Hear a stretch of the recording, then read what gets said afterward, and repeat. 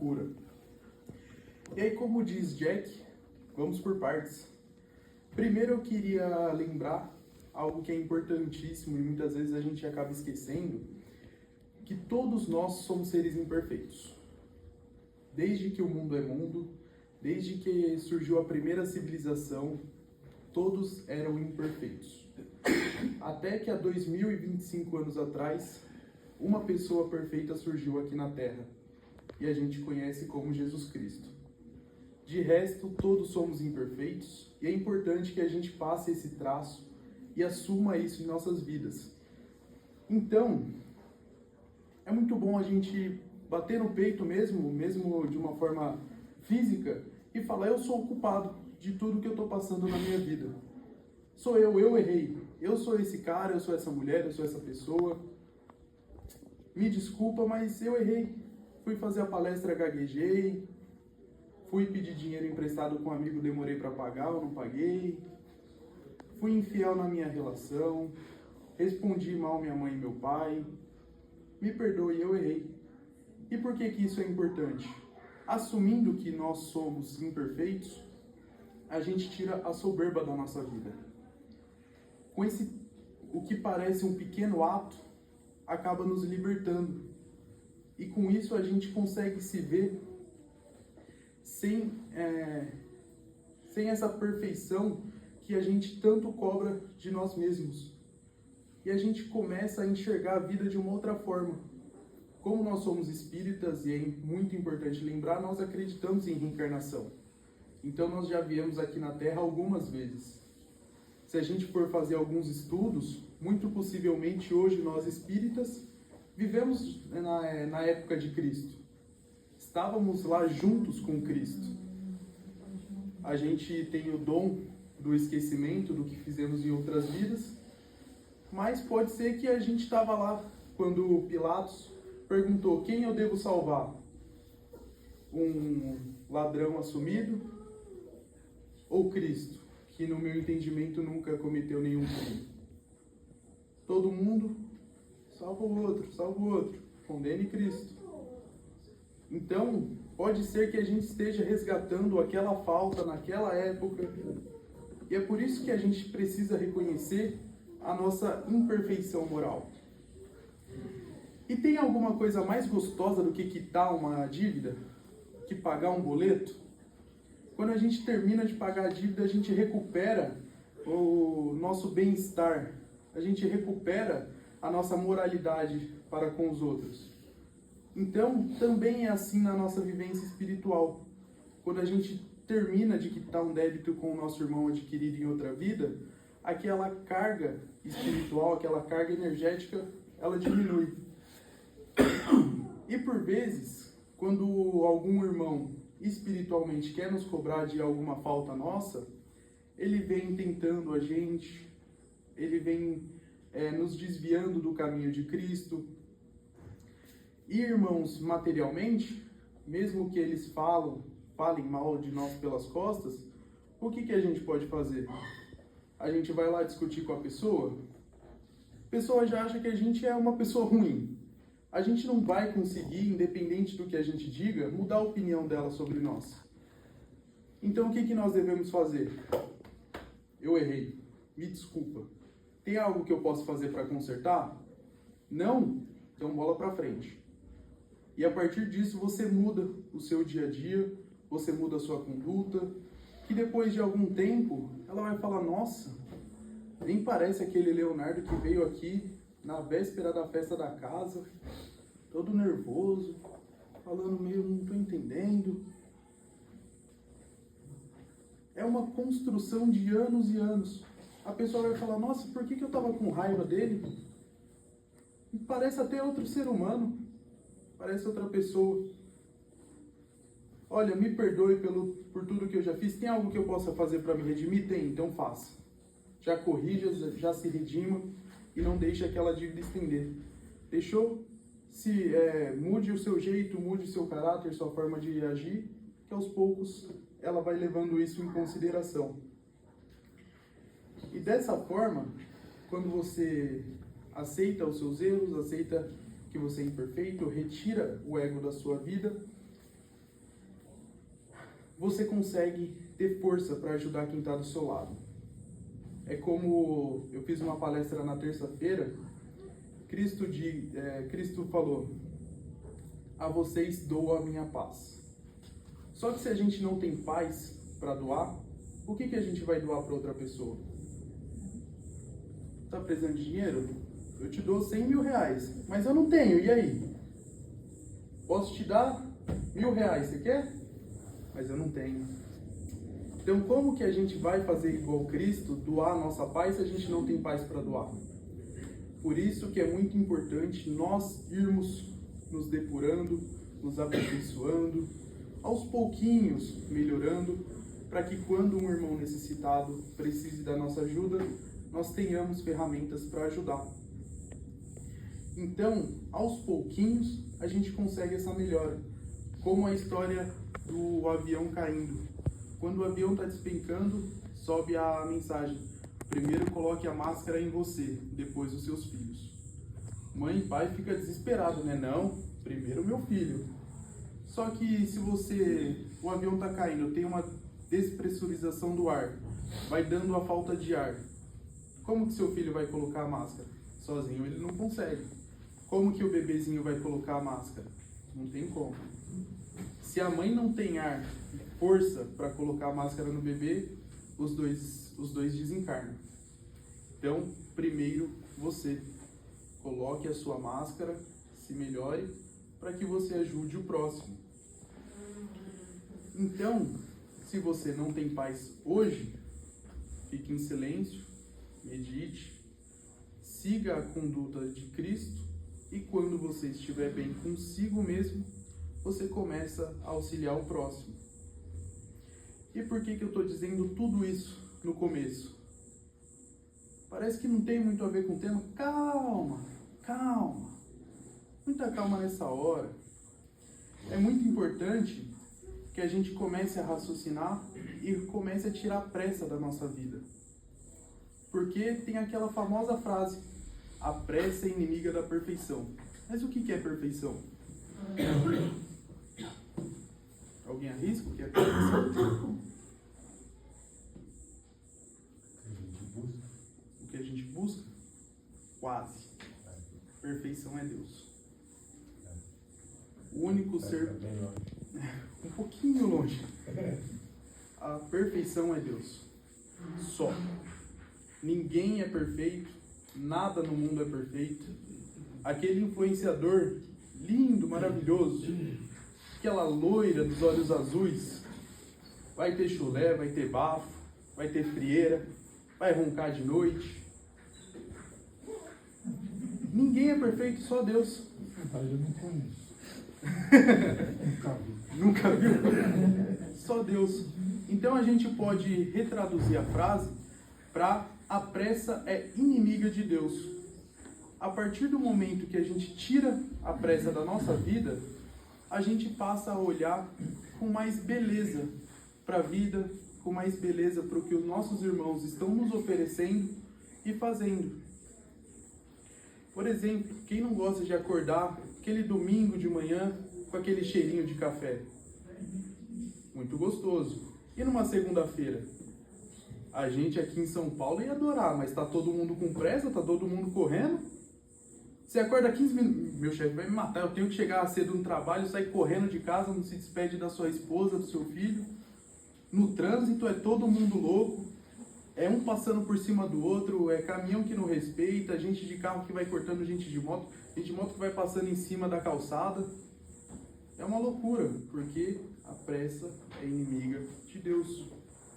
Aos poucos a gente pode ir tirando a pressa, prestando atenção em pequenos atos que no fundo fazem a diferença no nosso dia a dia. Então, essa encarnação nós podemos tratar como uma maratona, não aquele sprint, não aquela corrida de velocidade. A gente pode pensar naquele brasileiro, agora me fugiu o nome, que estava fazendo a Olimpíada na Grécia, na década de 60, correu a Olimpíada inteira, viu um cara, grudou ele na linha de chegada. Poxa vida, aquilo deve ter doído, tanto que ele trabalhou, tanto que ele treinou. E ele tinha duas escolhas: Viver se lamentando por aquilo ou continuar treinando buscando a medalha? Usain Bolt, o cara mais rápido do mundo, na corrida. Será que era assim na vida pessoal? Então a gente precisa tratar a nossa vida pessoal, a nossa encarnação como uma maratona. No meio vamos ter desgostos, vai ter pessoas que a gente acha que estão nos prejudicando, e é muito importante que nessa hora a gente não desista. A gente persista na luta, treine, para que a gente continue no caminho de Cristo. Então, nesses pequenos detalhes que a gente tem que começar a olhar e enxergar a beleza de Deus. Cada indivíduo na sua trajetória, cada um buscando a sua redenção, admitindo que você é o culpado, mas que ao mesmo tempo você é o protagonista da sua história. Isso soa até meio coach. Dá para recortar isso daí e vender curso na internet? Colocando aquela música. Pá, pá, pá, pá. Dá para fazer? Então a gente pode assumir que tudo que deu errado até agora foi nosso. Mas o plantio é opcional. A gente escolhe hoje o que a gente está plantando, mas a hora da colheita ela é obrigatória. E na hora da colheita a gente não pode se fazer de desentendido. Em trocas de encarnação, a gente esquece o que fez em passadas, mas com a crença no espiritismo, na doutrina dos espíritos, a gente sabe que ninguém é inocente. A gente sabe que tudo que nós estamos passando é para nosso amadurecimento espiritual, para a depuração do nosso espírito, e é por isso que a gente precisa tanto, mas tanto resignar. E é por isso que conforme a gente vai progredindo, ajudando os outros, sem egoísmo, sem esperar nada em troca, porque como disse Cristo, bem-aventurados os misericordiosos, porque eles alcançarão a misericórdia. Mateus capítulo 5, versículo 7. E ser misericordioso não é a gente compactuar com o erro alheio. Não é a gente olhar um criminoso que vive à margem da lei, um traficante, e achar que aquilo é certo. Mas ser misericordioso é a gente olhar para ele e compreender que ele está exercendo o seu livre-arbítrio. Por mais duro que pareça, por mais sensato que pareça, a gente tem que entender que ele está exercendo o livre-arbítrio e a gente não tem o direito de cobrar nada dele, porque se a gente cobrar alguma coisa dele, outras pessoas poderão cobrar as nossas falhas, e cada um aqui tem um. Se eu for levantar a capivara de cada um aqui, eu vou pegar muita coisa, e se vocês forem levantar a minha, vocês vão pegar cada coisa. A gente está todo no mesmo barco, todo no mesmo balaio. Então, é por isso que é muito importante você estar focado na sua trajetória, na sua mudança pessoal. E o que está parecendo, eu falando tanto de ser o ato mais egoísta do mundo, é o ato mais altruísta do mundo. Altruísmo é o sacrifício pessoal pelo bem coletivo. Então eu melhorando, podendo te dar minha paz, você progredindo, podendo ajudar ele podendo ajudar outras pessoas, nós fazemos uma sociedade melhor. A gente consegue progredir finalmente de um mundo de provas e expiação para um mundo de regeneração. Como a gente está ali batendo na porta, como aniversário da casa, estamos na véspera. Mais alguns aninhos de resignação, a gente chega lá. E a chance de nós estarmos encarnados nesse momento é um grande presente de Deus. A gente precisa todos os dias agradecer por estar encarnado. Porque quando a gente estava como espírito, a gente pedia essa oportunidade. Deus, me mande para a terra, me mande para o mundo material, para que eu possa resolver todas as minhas dívidas carnais. Me dá essa oportunidade, agora que a gente está aqui, a gente não pode desperdiçar. Nós estamos em um Brasil que, para quitar dívida, é um bom país. Apesar de ver muitos inadimplentes, Mas com Serasa é outra história. Nós somos um país acolhedor. Tava ali na entrada, tava todo mundo sorrindo, dando boa noite. Em alguns países da Europa, isso não existe. Em alguns países da Europa, a mulher tem que ficar atrás do homem ainda. Ainda se trabalha, parece, com a ideia de que o homem é dono da mulher. Isso aqui já quase não existe, praticamente está esgotada essa ideia. A gente sorri, dá a mão. Opa, tudo bom? Como que você está? Então, a gente precisa também aproveitar a oportunidade de estar aqui encarnado. E quanto mais boleto eu puder pagar, eu estarei muito feliz. E quanto mais dias eu acordar, mais dias darei graças a Deus pelo dom de ter me dado a vida. Porque viver é um dom. E a gente, vivendo no mundo material, passaremos por sofrimento. Para depurar o nosso espírito, para que a gente siga na evolução. E, como eu disse, por viver em encarnações, a gente vai ter que pagar alguns débitos. E sobre o tema, se é permitido encurtar esse sofrimento, eu precisava fazer todo esse preâmbulo para que ele já fique mais maleável, mais aceitável. Se a gente entende que nós cometemos diversos erros nessa e em outras vidas, a gente já começa a olhar entendendo os sofrimentos que nós passamos. No Livro dos Espíritos, que foi o primeiro livro de Allan Kardec, nas questões 944 até 947, ele aborda diversas dúvidas sobre suicídio. Eu trouxe duas aqui para nos ajudar na reflexão. Na questão 950, Kardec pergunta aos espíritos: que pensar daquele que tira a própria vida com a esperança de chegar mais cedo a uma vida melhor? Aquele que olha para o plano espiritual e fala: acho que lá eu vivo melhor.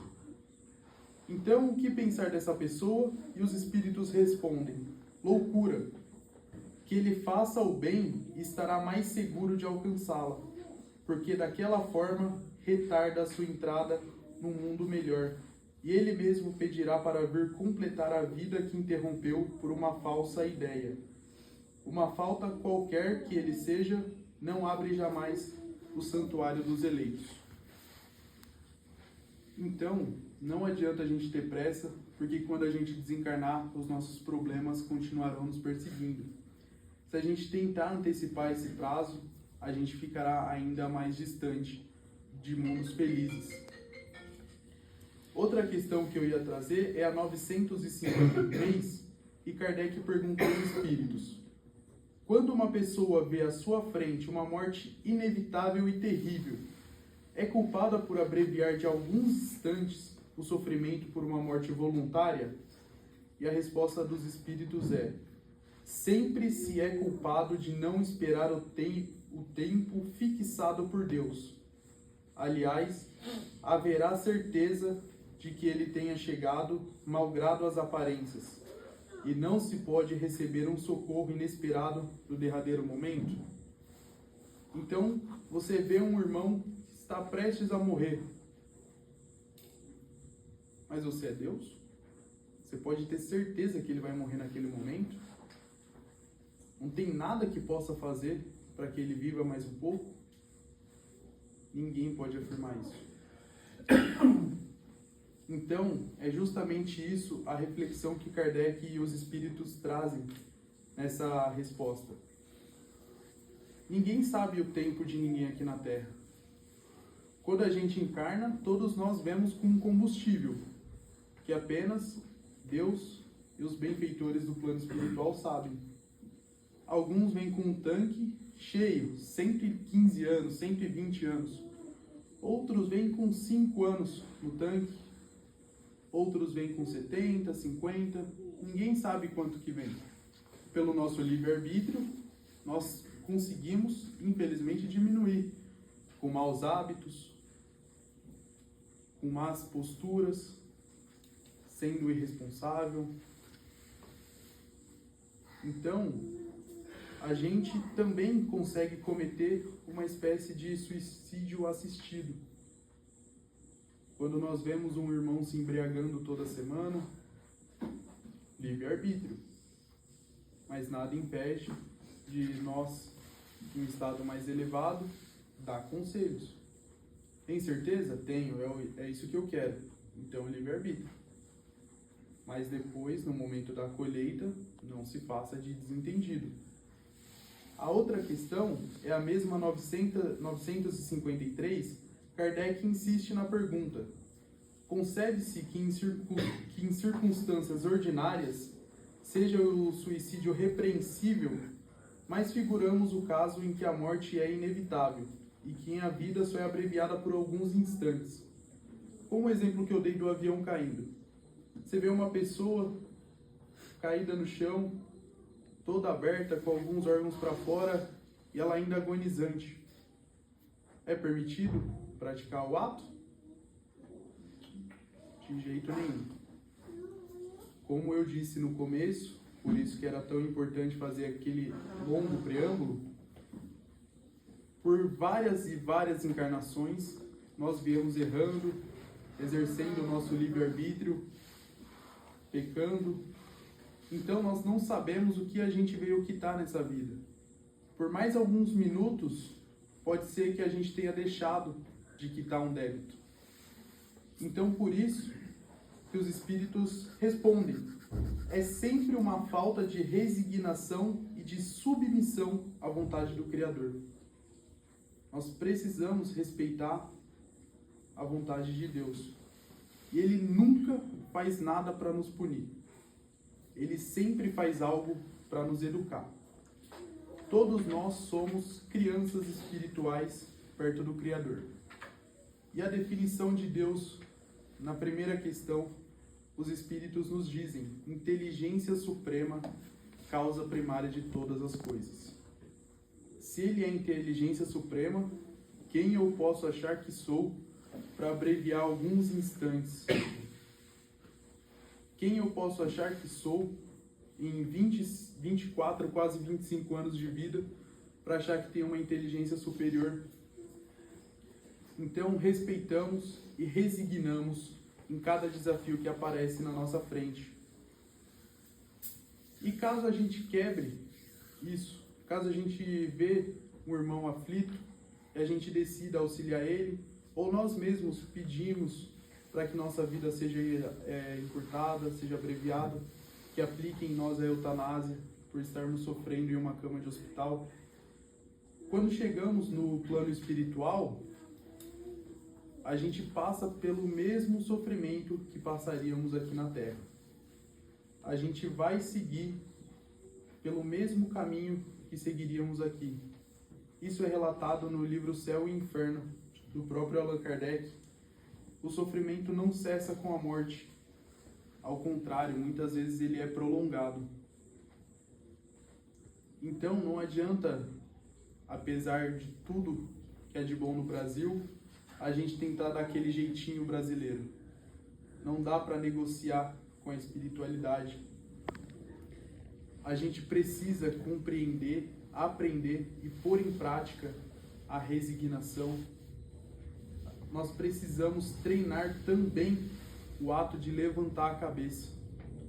Nós precisamos enfrentar o medo cara a cara e dizer: eu vou vencer.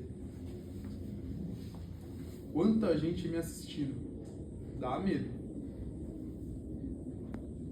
Dá medo de gaguejar, de errar a palavra, de repente falar algo e não ser exatamente compreendido, ou de que vocês saiam daqui sem absorver nada. Mas se eu deixar o medo me paralisar, eu vou ficar em uma encarnação inteira estagnado, sem progredir absolutamente nada, e quando chegar no plano espiritual eu vou falar: nossa, que tempo desperdiçado na Terra.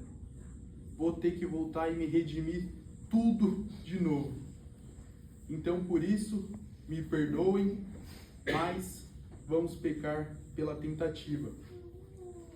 Mas então, aqueles que cresceram na época de Chico Xavier, que viram Chico espalhando mensagens de apoio, mensagens de afeto, aquelas mensagens que acalentam o coração das pessoas que perderam entes queridos. Tem um livro maravilhoso de Chico, Éramos Seis, das almas perdidas no incêndio que teve no edifício Joelma. Ele escreveu diversas cartas consolando as mães das vítimas. Então, como que a gente pode auxiliar uma pessoa que está sofrendo nesse momento? Nós temos algumas formas. Trouxe 3 aqui para que a gente consiga, de uma forma bem prática no nosso dia a dia, passar a atenuar o sofrimento dessas pessoas, oferecendo preces sinceras, do fundo do coração, sem palavras bonitas. Chega perto da pessoa e fale com o seu coração: Cristo, e comece a falar o que vier. Porque uma prece verdadeira, ela vai aliviar o espírito da pessoa que está sofrendo, ela vai aliviar os espíritos que estão ali. Esse monte de lugar aqui não está vazio não, tem espírito. E como? Então, a gente consegue aliviar toda a carga espiritual do ambiente com uma prece do coração. Uma outra forma, proporcionar um ambiente de paz, amor e tranquilidade. Sem sofrimento, sem ser piegas na frente da pessoa, mas a gente pode acolhê-la com carinho, com amor, mas sem aquela forma de demonstrar virtude, para que a pessoa se sinta acolhida. E talvez o tópico mais importante, que é usar a medicina com discernimento. Existem muitas formas de tratamento que aliviam a dor do paciente, que aliviam esse estado de dificuldade. A gente não pode achar que um guru espiritual vá curar tudo na pessoa, mas a gente também não pode acreditar em tudo que vem da medicina. A gente precisa também viver com um pé lá, um pé cá. Tem um colega que ele foi no hospital com o pai dele, tá quase esperando o tempo, e o médico falou: seu pai infelizmente está com câncer e ele deve ter uns 6 meses de vida. O rapaz olhou e falou: doutor, passe o tratamento para o meu pai, ele vai fazer o tratamento que o senhor receitou, mas meu pai não vai morrer em 6 meses, porque meu pai tem fé, eu tenho fé, e eu ainda não sei viver sem o meu pai. Então eles perseveraram, fizeram, claro, o tratamento que o médico passou, mas com muita fé, pedindo sempre a Deus, aproveitando cada segundo, porque aquele poderia ser o último. Já se fazem 3 anos daquela consulta. Imagina se o pai dele, se ele entrega as coisas, entrega tudo na mão de Cristo, entrega tudo na mão do médico. Ia viver 6 meses se lamentando, 6 meses em tristeza profunda, não ia conseguir aproveitar quase nada, ia se esgotar seu tempo. Então, resigne, tenha fé, tenha esperança, além da vida física, e se mantenha firme. Encare esse mundo, esse planeta Terra, como uma grande escola. Cada dor é uma lição para que a gente se torne cada vez melhor.